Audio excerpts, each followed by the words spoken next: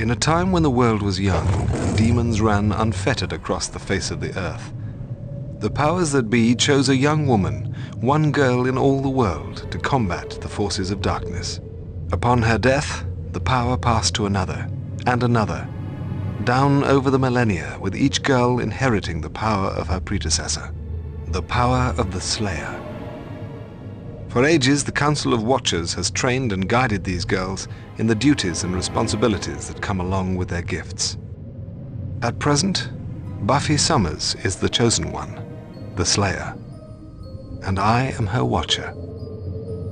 When she was first called to be the Slayer, Buffy lived in Los Angeles. Her trial by fire against the vampires there was nothing short of triumphant. However, as it involved the burning down of her high school gymnasium, there were those who disagreed. Subsequently, Buffy and her mother moved north to Sunnydale, California. Her arrival there was not a coincidence, but another example of the powers that be at work. For beneath Sunnydale was a Hellmouth, a place where the barrier between this world and the demon dimensions has worn thin. The Hellmouth acts as a sort of supernatural magnet, in effect, a tourist attraction for the most nightmarish creatures imaginable. One of those was the Master, Heinrich Joseph Nest, a vampire more than 6 centuries old and the leader of the ancient order of Aurelius. Sometime in the 1930s, the Master brought the order to Sunnydale in hopes that he might open the Hellmouth and let the Old Ones, a race of elder demons, into our world. He might very well have succeeded, if not for the intervention of fate. In 1937, while the Master was making his preparations, Sunnydale was struck by an earthquake that swallowed half the town, including an abandoned church the Master was using as his lair.